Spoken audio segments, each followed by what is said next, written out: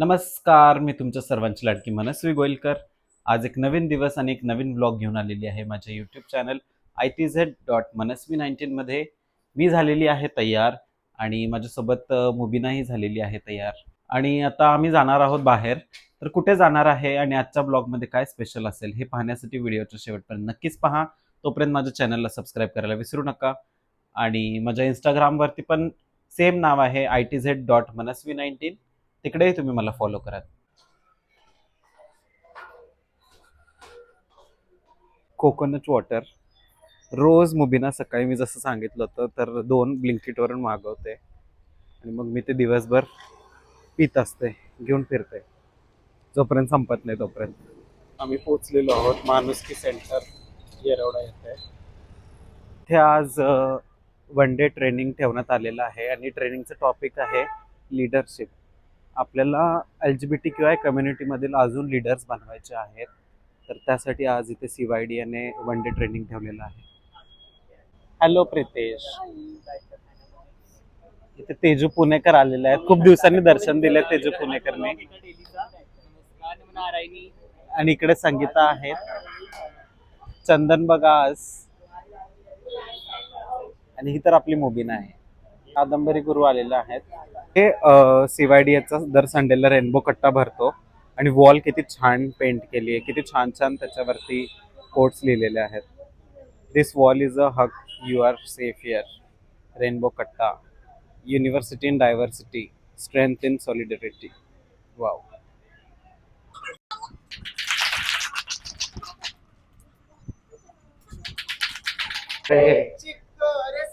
Chico रेसा रेसा रेसा मांगा सा समांगा. था, एक्सप्रेशन था, फेवरेट था, रिलैक्स था, लेकिन there was someone else who shared that feeling. तो मतलब वहां पे और भी कोई था जो मेरी तरह ही महसूस कर रहा था और इसीलिए वो ज्यादा हैप्पी हो गया. राइट्स एंड पॉलिसीज ना. तो जब हम राइट्स की बात करते हैं तो आपके दिमाग में क्या आता है? राइट्स का क्या मतलब होता है आपके लिए? राइट्स, फिर से हाथ ऊपर करना है. सो अपॉर्चुनिटी ना, अपॉर्चुनिटी. तो पहले तो अपॉर्चुनिटी ना, तो राइट्स की बात होती है तो अपॉर्चुनिटी की बात होती है. और yes, so my next question is संधि for what, opportunity for what के लिए. So one answer is freedom for expression, correct. Yes ना, for livelihood, opportunity for livelihood. तो घर के लिए लड़ते हैं. घर चाहिए क्यों है? क्योंकि वो हमारा लाइवलीहुड है, वो हमारा लाइफ है.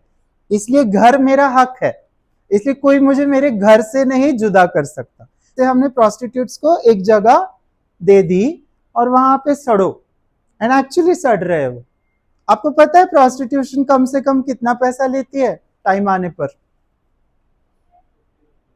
50-20 रुपीज. Absolutely, absolutely. त्याचीच आता तुला वाक्यात रूपांतर करून बघ. हा, फक्त आपल्याला मीडिया आणि बरोबर. सगळ्या न्यूज चॅनलने काय दाखवलं की हिंदू लोकांना मार. बरोबर. पण त्या लिस्ट मध्ये एक मुस्लिम पण होता. बरोबर. हे लोकांनी हायलाइट नाही केलं. होता है ना वैसे. धर्माचा मुद्दा बनवून बरोबर. मुस्लिमांमध्ये वाद विवाद. बरोबर. इनफैक्ट अगर आप ज्यादा इंटेलिजेंट हो जाओ अभी सोच के, तो ये भी एक लीगल मुद्दा है कि सारे चैनल्स को ऐसे कैसे कोई एक कंपनी खरीद लेती है. असं बघायला गेलं तर फिजिकल राईट्सला पण आपण हे करतोय आणि इमोशनल राईट्स वरती पण राईट टू एक्सप्रेशन आणि परत एखाद्या व्यक्तीचा स्वतंत्र विचार जे असतील किंवा आपण राईट टू फ्रीडम म्हणतो तर त्याच्यावरती पण येतो. आणि फर्स्ट ऑफ ऑल सगळ्यात पहिले त्याची स्वतःची आयडेंटिटी, तो स्वतःला जे काय समजतोय त्याच्यावरती आपण नाव करतोय आणि त्याचे अधिकार काढून घेतो. राइट. इंटरेस्टिंगली वहाँ पे एक सेल्फ डिक्लेरेशन उसमें लिखा है कि मैं ट्रांसजेंडर हूँ. जब बनाया गया था गवर्नमेंट की तरफ से तो उनके पीछे उनका एक बैकग्राउंड रीजन है कि बेसलाइन सर्वे होना भी जरूरी है. कहीं ना कहीं ट्रांसजेंडर की लोक संख्या अभी तक पता नहीं है और वो हिडन है, क्लोजेट्स में है, मर जाते हैं, जो भी है, तो गवर्नमेंट को भी पता नहीं कि कितनी है. हम अलग अलग संस्थाएं में अपने पास अपना अपना डेटा होता है, पर सबको पता नहीं है कि हमारे पास Hey, एग्जैक्टली हम कुछ अलग नंबर ऑफ ट्रांसजेंडर कितने। तो आईडी कार्ड बनाया था कि मैं ट्रांसजेंडर हूँ, ऐसा मुझे लगता है। अगर मैं शर्ट पहन लेती हूँ मैं ट्रांसजेंडर हूँ, तो मुझे कार्ड मेरे लिए जरूरी है। वो जरूरी क्यों है? क्योंकि गवर्नमेंट की अनेक सारी योजनाएं हैं, उनका आप लाभ ले सकते हो। अगर जमीन जैसे कोई अच्छे जो लोग कमाते हैं पैसा, उनको जरूरत नहीं है, तो शायद वो उसका लाभ नहीं लेंगे। पर अगर उनके पास वो ट्रांसजेंडर आईडी कार्ड रहेगा, वो कभी लाइफ में अपने क्राइम क्राइसिस और कोई ऐसे अनवांटेड सिचुएशन में आके गिरते हैं, तो अगर उनको न्याय देना है तो वो ट्रांसजेंडर है, इसके लिए हम उनको एक अलग से फोर्स लेके हमारा कम्युनिटी मेंबर है ऐसा समझ के हम उसके लिए लड़ सकते हैं। तो वो ट्रांसजेंडर का वो भी एक एस्पेक्ट है। किसका आर्गुमेंट पेश करता है? क्लाइंट का। और वो क्लाइंट के तरफ से बात करता है। जन वकालत भी वही होती है।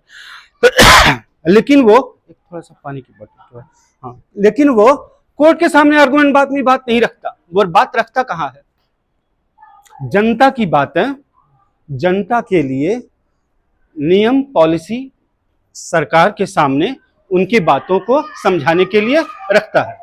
सिंपल भाषा में दिस इज एडवोकेसी।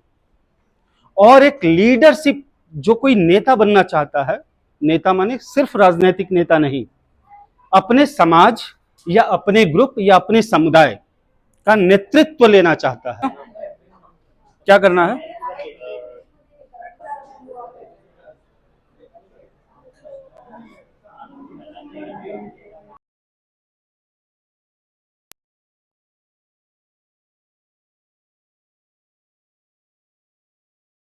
सारा प्रॉब्लम है एंटाइटलमेंट, क्योंकि आज की ज़माने में हम लोग अगर देखने जाए तो डॉक्यूमेंट्स सबसे इम्पोर्टेंट चीज़ होती है।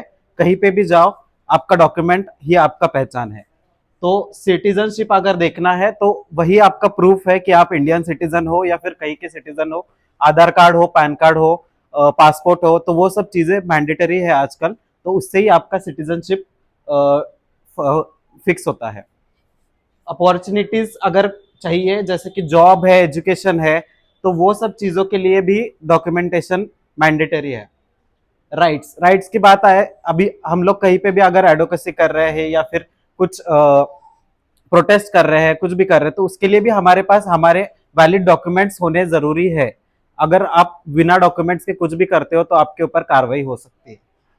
पॉलिसीज और स्कीम्स अगर गवर्नमेंट के कुछ भी आ रहे हैं और है ऑलरेडी, उसके लिए भी हम लोग काम करते हैं, तो पता है कि डॉक्यूमेंट्स वहां पे भी जरूरी है। और बेसिक नीड्स, अगर गवर्नमेंट का शेल्टर मिलना है, फूड के लिए रेशन कार्ड होता है, वो भी गवर्नमेंट डॉक्यूमेंट है, तो वो भी मैंडेटरी है। और इसके लिए हम लोगों ने एंटाइटलमेंट ये चूज किया है। और ट्रांसजेंडर कम्युनिटी में डॉक्यूमेंटेशन का बहुत प्रॉब्लम होता है, जैसे कि घर से अगर बाहर निकलते हैं या फिर घर से निकाल दिया जाता है तो डॉक्यूमेंट्स वगैरह नहीं दिए जाते हैं, तो उस टाइम पे बहुत इश्यूज होते हैं। नॉर्मल आधार कार्ड भी नहीं होता है लोगों के पास। तो उसके लिए रिसर्च में हम लोगों ने लिया है कि ट्रांसजेंडर पोर्टल पे कितने लोग हैं, उसका हम लोग पहले एक डेटा बनाएंगे। और जितने लोगों का बनाया है उनसे भी कांटेक्ट करेंगे कि उनको और क्या क्या चीजें बनानी है, जैसे आधार कार्ड है, रेशन कार्ड है, या फिर बाकी चीजें, पैन कार्ड हो, पासपोर्ट हो, वो सब चीजें अगर बनाना है तो वहां से हम लोग रिसर्च करेंगे और वहां से भी नंबर लेंगे। Second, right to information RTI act के अंतर्गत गवर्नमेंट ऑफिसेस में जाके हम लोग वहां से भी ट्रांसजेंडर्स का हो या फिर जो नीडी लोग हैं जिनको एंटाइटलमेंट की जरूरत है, डॉक्यूमेंट्स की जरूरत है, उनका डेटा हम लोग वहां से भी निकाल सकते हैं। कोई एक आधा भी पोर्टल पे उनका रजिस्ट्रेशन है तो वहां से हम लोगों को वो मिल जाएगा। गूगल फॉर्म्स, जैसे कि आजकल बहुत जगह पे हम लोग यूज करते हैं गूगल फॉर्म्स, कहीं पे सर्कुलेट किया ग्रुप्स में, स्टेटस पे, या फिर वेबसाइट्स पे, या फिर एनजीओ के जो पेजेस होते हैं उस पे, तो वहां से भी लोग अपना फॉर्म भर के बता सकते हैं कि उनको कौन से डॉक्यूमेंट्स की जरूरत है। वोटर आईडी लिस्ट भी होता है, अगर एक आधे इंसान के पास वोटर आईडी भी है तो वो लिस्ट में से भी हम लोगों को पता चलेगा कि अगर वो बंदा ट्रांसजेंडर है तो उसको टीजी कार्ड है, उसके पास नहीं है, या फिर बाकी आधार कार्ड अपडेशन हो, या फिर पैन कार्ड चेंज करवाना हो, पैन कार्ड बनवाना हो, वो सब चीजों के लिए भी हम लोग वोटर आईडी लिस्ट से भी हम लोग वहां से लिस्ट ले सकते हैं। ग्राउंड रिसर्च मतलब हम लोग कहीं पे भी जा रहे हैं इवेंट्स में, नॉर्मल हम लोग अभी एंटाइटलमेंट सिर्फ कम्युनिटी के लिए नहीं, पूरा इन जनरल बात कर रहे हैं। तो जनरल इवेंट्स में जा रहे हैं, कम्युनिटी बेस्ड इवेंट्स में जा रहे हैं, वहां पे भी हम लोग लोगों को थोड़ा सा इंफॉर्मेशन दे के उनसे भी थोड़ा सा जान पहचान बढ़ा के हम लोग वहां पे भी जान सकते हैं कि किसको कौन से डॉक्यूमेंट्स की जरूरत है। स्ट्रैटेजी, सबसे पहले मोबिलाइजेशन, क्योंकि मोबिलाइजेशन करके अपने पास एक डेटा होना चाहिए, एक स्पेसिफिक नंबर होना चाहिए कि इतने लोगों को ये डॉक्यूमेंट्स की जरूरत है। तो मोबिलाइजेशन करना सबसे ज्यादा जरूरत है, वो ग्राउंड लेवल पे हो या फिर ऑनलाइन हो। सेकंड आता है फंडिंग। फंडिंग, क्योंकि हम लोगों को अगर कैंप्स लगवाने हैं, क्योंकि नेक्स्ट पॉइंट यहाँ पे कैंपेनिंग है, तो कैंपेनिंग्स के लिए हो या फिर डॉक्यूमेंटेशन का जो भी खर्चा आएगा, या फिर हम लोग अगर फ्री में प्रोवाइड करवा रहे हैं तो उस चीज के लिए हमको जो खर्चा आने वाला है उसके लिए फंडिंग लगेगा। मैन पावर जो उस दिन अवेलेबल होगा वहां पे हेल्पिंग के लिए, उनको भी थोड़ा सा हम लोगों को कुछ देना पड़ेगा, तो वो चीज के लिए हमको फंडिंग की भी जरूरत पड़ेगी। पार्टनरशिप हम लोगों को गवर्नमेंट ऑफिशियल्स के साथ करना होगा, क्योंकि हमको गवर्नमेंट आईडीज बनाने हैं, और वॉलंटियरिंग के लिए हम लोग कॉलेजेस वगैरह के साथ पार्टनरशिप कर सकते हैं। और इसके लिए हम लोग कैंपेनिंग्स करेंगे, जैसे ऑलरेडी सीवाईडीए करता है, बाकी के एनजीओज भी करते हैं, तो हम लोग वैसे कैंपेनिंग्स करेंगे। और डॉक्यूमेंटेशंस बनाने के लिए बिटवीन 1 साल से 3 साल का हम लोगों ने टाइम स्पैन रखा है, क्योंकि एक डॉक्यूमेंट बनने के लिए मिनिमम 15 दिन से 1 महीना लगेगा। अगर आधार कार्ड बनेगा तो ये नेक्स्ट डॉक्यूमेंट बनेगा, उसके बाद और दूसरा डॉक्यूमेंट बनेगा, तो उस टाइम स्पैन के लिए हमको 1 साल से 3 साल का टाइम लग सकता है हर चीज के लिए। और गवर्नमेंट प्रोसीजर आपको पता है कि 15 दिन का काम 1 महीना 1.5 महीना लगता है। चैलेंजेस आएंगे, सबसे पहले आएगा तो गवर्नमेंट ऑफिशियल्स के साथ मीटिंग्स करना और उनको कन्विंस करना सबसे बड़ा प्रॉब्लम है, क्योंकि हर ऑफिशियल सेंसिटाइज्ड हो या फिर ये चीजों को हेल्प करे ऐसा हो नहीं सकता है। तो बार बार जाके उनके साथ मीटिंग्स करना और उनको क्लैरिफाई करना कि हाँ ये मुद्दा है और इसकी जरूरत क्यों है, तो ये सब चीजें करके उनको कन्विंस करना सबसे बड़ा चैलेंज होगा। अवेयरनेस सोसाइटी में डॉक्यूमेंट्स के लिए कि डॉक्यूमेंट्स आज के जमाने में क्यों जरूरी है, और वहाँ उसका यूज किस चीज के लिए करना है, तो ये अवेयरनेस सोसाइटी में होना चाहिए, तो ही लोगों को पता चलेगा कि डॉक्यूमेंट्स बनाना है और क्यों बनाना है। और स्किल्ड वॉलंटियर्स ढूंढना, वॉलंटियरिंग करने के लिए 50 लोग मिल जाएंगे, बट स्किल्ड वॉलंटियर्स उनमें से ढूंढ के निकालना वो भी एक बड़ा चैलेंज है। प्रमोशन विद प्रॉपर प्लेटफॉर्म्स, मतलब हम लोग कुछ भी अगर बनाने का हम लोग कैंपेनिंग करने वाले हैं तो उसका प्रमोशन अच्छे बराबर प्लेटफॉर्म्स पे होना चाहिए। जैसे आजकल डिजिटल मीडिया है या फिर सोशल मीडिया है, इन्फ्लुएंसर्स है, वो सब चीजों की वजह से हम लोग ज्यादा लोगों तक पहुंच सकते हैं। और अगर गवर्नमेंट भी हम लोगों को प्रमोशंस में हेल्प कर रहा है तो वो और ज्यादा लोगों तक रीच आउट होने के लिए हेल्प हो सकता है। तो प्रमोशंस होना जरूरी है और प्रॉपर प्लेटफॉर्म्स पे होना जरूरी है। कलेक्टिंग फंड्स, तो इसके लिए तो फंड्स कलेक्ट करना सबसे बड़ा टास्क होता है, और गवर्नमेंट में भी ऑफिसेस में भी फंड्स होते हैं ये सब चीज़ों के लिए, उसका इंफॉर्मेशन हम लोगों को होना चाहिए और उसका यूज़ कैसा करना है वो भी हम लोगों को पता होना चाहिए। या फिर एनजीओज के पास अगर फंड्स है तो एनजीओज खुद के फंड से भी यूटिलाइज कर सकती है। और अगर कोई लोग है जो हम लोगों को हेल्प करना चाहते हैं उन तक रीच आउट करना और वहां से फंड कलेक्ट करना, ये भी एक चैलेंज हो सकता है। मॉनिटरिंग में इतना कुछ लिख नहीं पाए क्योंकि मेरा एक ऑनलाइन मीटिंग चल रहा था, तो मैं जितना लिखा है बताती हूँ। लिस्ट ऑफ मोबिलाइजेशन और पीपल एंड गवर्नमेंट ऑफिशियल्स, जितना भी लिस्ट हम लोग बना रहे हैं उस पर ध्यान देना, वो चीज बराबर है उसको सेग्रीगेट करना, वो टीम से काम करवा के लेना, और गवर्नमेंट ऑफिशियल्स के साथ हम लोग जो मीटिंग्स कर रहे हैं वो प्रॉपर चल रही है नहीं चल रही है वो सब ध्यान देना, वो सब चीजें मॉनिटरिंग में आएगा। फंडिंग्स वगैरह का काम कैसे चल रहा है, या फिर फंड्स आ रहे हैं नहीं आ रहे हैं, या फिर कहीं और से मैनेज करना है, वो चीज भी देखना पड़ेगा। और अगर कैंप्स लगवाने हैं तो उसका जो मैनेजमेंट होगा एक चेयर से लेके मॉनिटर तक, वो सब चीजों का मैनेजमेंट वहां पे देखना पड़ेगा। तो ये सब चीजें हम लोगों ने बनाई है और इससे हम लोग एंटाइटलमेंट के लिए काम कर सकते हैं। किसी को कोई क्वेश्चंस है? देख रहे हैं तो सभी पॉपुलेशन का देख रहे हैं, यहाँ पे एलजीबीटी भी है और हेटेरो भी है, बट जब हम कहते हैं कि वॉलंटियर्स चाहिए, वॉलंटियर्स भी चाहिए और स्टेक होल्डर्स के साथ भी एंगेजमेंट्स करनी है। बट अब मैं फंडिंग, मतलब ये मुद्दा लेके मैं फंडिंग तक आ जाऊंगा। जब गवर्नमेंट बहुत सारे स्कीम्स निकालती है, गवर्नमेंट खुद इम्प्लीमेंटेशन में बहुत कम रहती है, और इम्प्लीमेंटेशन में कम होती है इसलिए ऑर्गेनाइजेशन का जन्म होता है। राइट। हाँ, एनजीओ क्या करती है? सपोर्टिव वर्क करती है। जब एनजीओ सपोर्टिव वर्क करने के लिए वही एडवोकेसी, सेम यही एंटरटेनमेंट का टॉपिक लेकर अगर हम गवर्नमेंट के पास जाएंगे और हम कह रहे हैं कि हमें यही एडवोकेसी करनी है कि जल्द से जल्द जिन जिन लोगों का 18 कंप्लीट हो रहा है वो एंटरटेनमेंट्स कर ले अपना अपना, तो उनको एक तो सपोर्ट मिल जाएगा through the organisation, through the individuals. तो मुझे ऐसे लगता है तब फंडिंग का इशू भी सॉल्व हो जाएगा। गवर्नमेंट कहेगा कि इस कोटा में फंड है तो हम कोलैबोरेटिवली काम करके थ्रू द फंडिंग की एक्टिविटी रन कर सकते हैं। एंड अगर देखा जाए बहुत सारे वॉलंटियर्स कॉलेजेस से तो मिलते हैं। हाँ, स्किल बेस्ड कहा जाए तो वी हैव टू पे।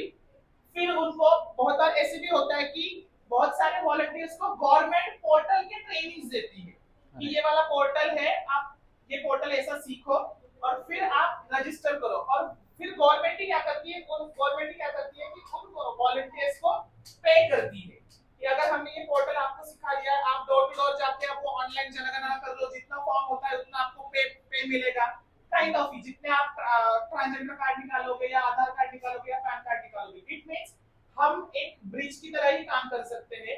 ये भी एक एडवोकेसी का ही मुद्दा है। अगर गवर्नमेंट को, अगर हम as a individual, as a organisation करके हेल्प कर रहे हैं तो गवर्नमेंट का बहुत काम जल्दी से हो जाएगा। सत्र अजून संपूर्णपणे संपलेला नाहीये। याच्यानंतर जमीर सर एक अनाउन्समेंट करणार आहे आणि आम्हाला तुमचा फीडबॅकही घ्यायचा आहे। फीडबॅकही हवा आहे, गरजेचं आहे। आतापर्यंत आपण लीडरशिप प्रोग्राम मध्ये जसं प्रितेशने इंट्रोडक्शन केलं, मी काही प्रॉब्लेम्स वरती फोकस केला, जमीर सरांनी राईट्स बद्दल माहिती दिली आणि या सरांनी आता वर्षामध्ये ऍडव्होकेसी करून घेतली। याच्यामध्ये प्रत्येकाने आपापल्या चॉईसचे आणि आपापल्या जे कोर्टे आहे कामामधला सगळा पॉइंट घेऊन तुम्ही त्याच्यावरती चांगलं सुंदर डिस्क्रिप्शन वाईज ते केलं, जे आम्हाला एक्सपेक्टेड हवं होतं। ऍक्शन प्लॅन म्हणजे लीडरशिप म्हणताना आपल्यामधला लीडर खऱ्या अर्थाने एखादा प्रॉब्लेम कसा आयडेंटिफाय करतोय, तो प्रॉब्लेम आयडेंटिफाय झाल्यानंतर त्याच्यावरती तो काय काम करेल, त्याचं सोल्युशन बेस कसं असेल आणि त्याचा आउटकम काय असेल, त्यासाठी त्याची करणारी सगळी भागदौड। आणि तुम्ही आता सगळ्यांनी मेहनत घेऊन प्रत्येकच्या इनपुट्स घेऊन इतकी लोक जी मेहनत त्यांनी दाखवलं, तर कुठेतरी मला तुमच्यामध्ये तो वेगळा स्पार्क वाटला जो खरं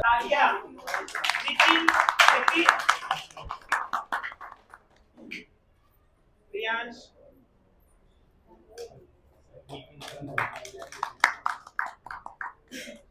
आयान,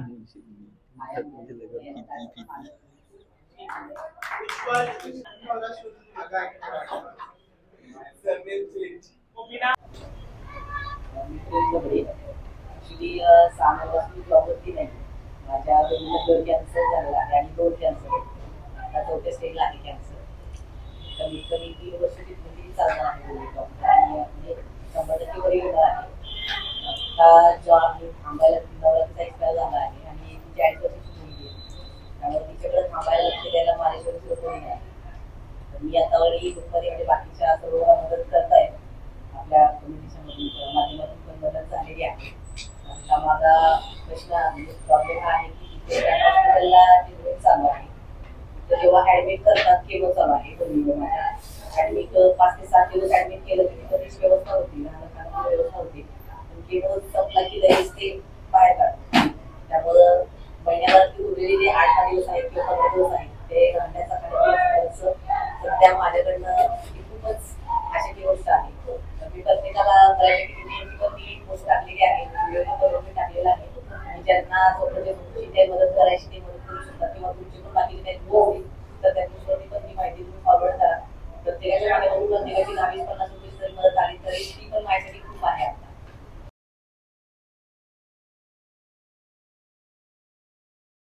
लीडर सर्वांना घेऊन चालणारा असावा, सर्वांच्या समस्या जाणून घेणारा आणि सगळ्यांना एकत्र करून बरोबर चालणारा। आणि लीडर कोणी एक नसतो, सगळ्यांना मिळून जर आपण एकत्र आणून जर ग्रुप तयार केला तर ग्रुपमधलं कुणीही एक लीडर होऊ शकतं.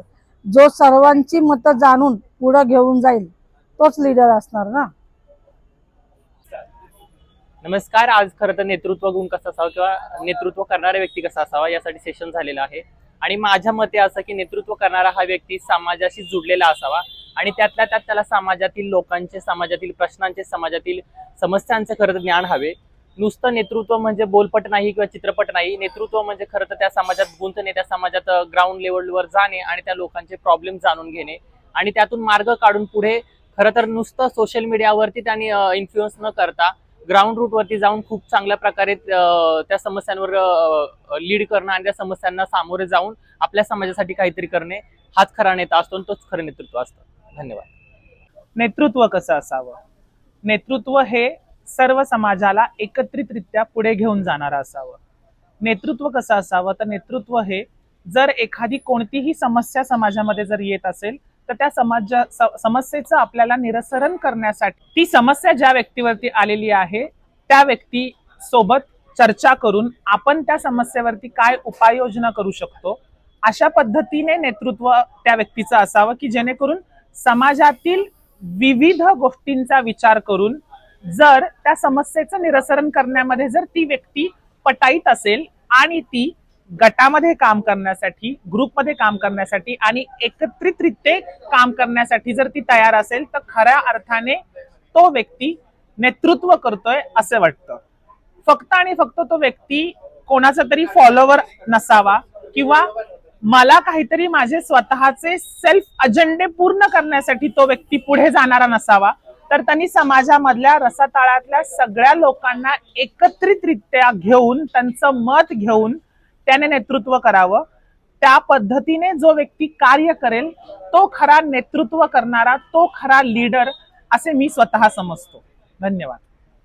आता इतक्या साऱ्या लीडर्स कडून आपण नेतृत्व कसं असावं हे ऐकलं आणि खरंच मला असं वाटतं की एक लीडर किंवा आपला जो नेता आपण मानतो किंवा आपलं जे नेतृत्व असावं ती व्यक्ती अशी असावी की ज्याने फक्त स्वतःचा विचार न करता सगळ्या समाजाचा विचार केला पाहिजे आणि आपल्या जी विचारधारा आहे, आपण ज्या विचारधारेसाठी काम करत आहोत ती विचारधारा घेऊन आपल्यासारखे अनेक नेतृत्व उभे करणे आणि त्यांना सोबत घेऊन आपल्या समाजासाठी काम करणं हेच खरं नेतृत्व, हेच माझ्या दृष्टी एक नेता असू शकतं.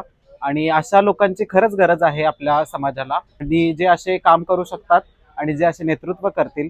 कारण काही समाजकंटक आहेत जे स्वतःचे अजेंडे पूर्ण करण्यासाठी किंवा स्वतःचा फक्त दिखावा करण्यासाठी आणि सगळीकडे आपलंच नाव व्हावं ह्यासाठी काम करतात. समाजाचं त्यांना काहीच घेणं देणं नसतं, समाज काय आहे हेही त्यांना माहिती नसतं. पण अशा लोकांचा आपण निषेध केला पाहिजे आणि खरंच तळागाळात काम करणारी आणि आपलं नेतृत्व करणारी व्यक्ती आपण स्वतः ठरवली पाहिजे. हो. सलीम सीधा मौजूद है. सलीम जी, कैसे देख रहे हैं ये जो आतंकवादियों ने किया, वहाँ पर जो सैलानी घूमने गए थे उनको किस तरीके से बर्बरता से उनके संग ये इस कांड को किया, गोलियों से उनको भूत दिया, क्या कहेंगे? देखिए, ये अगर हम अपने नज़रिए से बोलेंगे तो ये गलत हुआ है, ये आतंकवादी हमला है, ये मानवता के खिलाफ है. लेकिन अगर आप इसको इस्लाम के नज़रिए से देखेंगे तो ये पुण्य का काम किया है उन्होंने, ये सवाब का काम किया है उन्होंने. ये कुरान के स्क्रिप्चर सूरह तौबा की जो 5 आयत है उसके अंदर सेम टू सेम यही प्रक्रिया लिखी है कि काफिरों को जहाँ पाओ वहाँ देखो उनको मारो, घात लगा करके उनको मारो. इन्होंने भी तो वही किया, घात लगा के मारा, बाकायदा उसकी रेकी हुई है.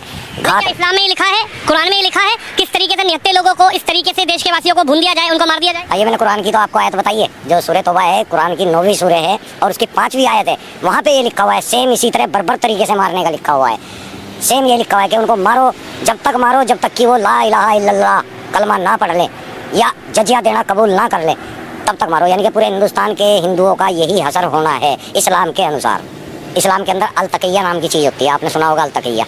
अल-तक़िया वो चीज़ है जब इस्लाम के अंदर हमें कोई ऐसा काम करना होता है जो कि सामने लोगों को नाजायज़ दिख रहा है तो आपको वहाँ लोगों को तो नाजायज़ बताना है लेकिन काम वो सवाब का करना है आपको. इसको बोला जाता है अल-तक़िया. तो ये अल-तक़िया करते हैं जो कहते हैं ना हिंदू मुस्लिम भाईचारा, ये अल-तक़िया है. ये कुरान के अंदर है, हदीसों के अंदर है. मुसलमानों को तो मैं इंडिया के मुसलमानों की बात कर रहा, बाहर के नहीं.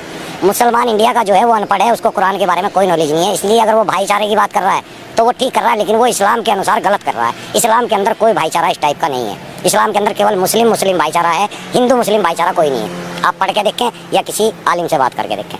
अब मैं भी आलिम ही हूँ, मैं आपको बता रहा हूँ.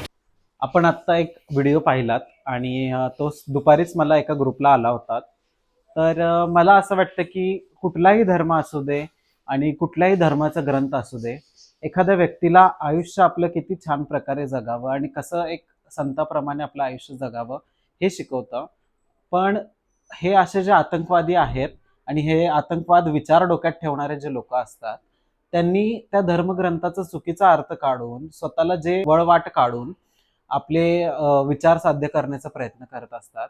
त्यामुळे प्रत्येक धर्म आणि धर्मग्रंथाची आपण जेव्हा विचार करतो, तर प्रत्येक धर्मग्रंथ ही चांगल्याच गोष्टी शिकवत असतो आणि आपण सगळ्या धर्माचा आणि सगळ्या धर्मग्रंथांची इज्जत करतो. आणि मला असं वाटतं की हे असे जे लोक आहेत ज्यांचे विचार चुकीचे आहेत आणि जे धर्मग्रंथाला सुद्धा चुकीच्या नजरेने बघतात, अशा लोकांना खरं तर आपण आतंकवादी घोषित करून अशा लोकांवरती पहिला कारवाई केली पाहिजे. आणि मला असं की आपण भारतामध्ये राहतो, आपल्या भारतामध्ये इतके सारे धर्म आहेत, सगळ्यांचे धर्मग्रंथ आहेत आणि आपण एकामेकाची इज्जत सुद्धा करतो, एकत्रितपणे राहतो, म्हणून आपला देश टिकलेला आहे.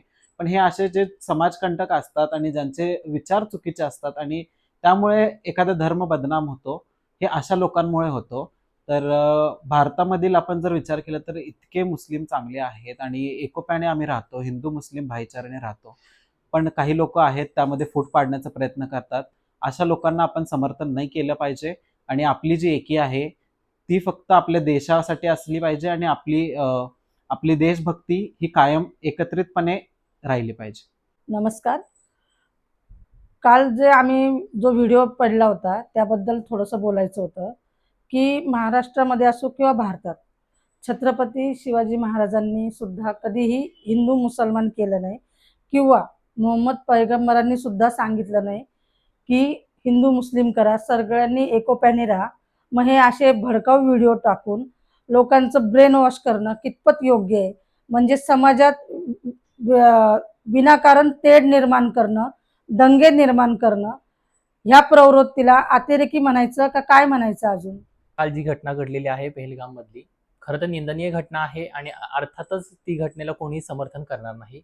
मुळात या घटनेकडे कोणत्या रूपातनं बघायचं हे आपल्यावरती आधारित आहे. तरी सुद्धा माझ्या मते मला असं वाटतंय की या घटनेला हिंदू मुस्लिम न बघता फक्त आणि फक्त आतंकवादी म्हणजे एक दृढ विचार की तो कोणत्याही धर्मात असू शकतो, की कोणत्याही धर्माचा अतिरेक झाला किंवा कोणत्याही धर्मामध्ये अतिरेकी विचार असतील तर ते त्या लोकांना धर्मनिष्ठ म्हणता येणार नाही, त्या लोकांना कोणत्याही धर्माचे अधिकारी म्हणता येणार नाही. फक्त आणि फक्त त्यांना वाटतं की ते इस्लामिक आहेत म्हणून ते इस्लामिक बनत नाहीत. खरं तर इस्लाम धर्म असू दे, हिंदू धर्म असू दे, कोणताही धर्म एकोप्याने पुढे चालण्यासाठी झालेला आहे. आणि मुळातच आपल्या भारतामध्ये वसुधैव कुटुंबकमची जी संस्था आहे ती एवढ्यासाठीच आहे की जगाने एकोप्याने आणि शांतीने जगले पाहिजे. खरं तर कालची जी घटना घडली आहे त्यामध्ये पाकिस्तानचा जो हात आहे असं आपल्याला दिसून येत आहे. तर आपण मुळात पाकिस्तानला विरोध केला पाहिजे, ना की आपल्या भारतीय मुसलमानांना.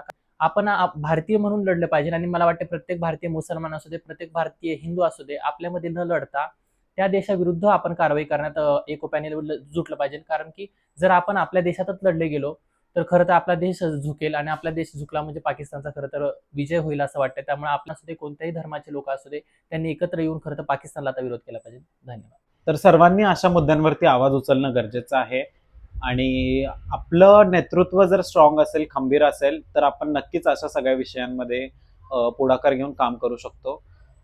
त्यामुळे हा संपूर्ण व्हिडिओ तुम्हाला कसा वाटला कमेंट करून नक्की सांगा. व्हिडिओला लाईक करा, शेअर करा आणि चॅनलला सबस्क्राईब करायला विसरू नका. Bye guys.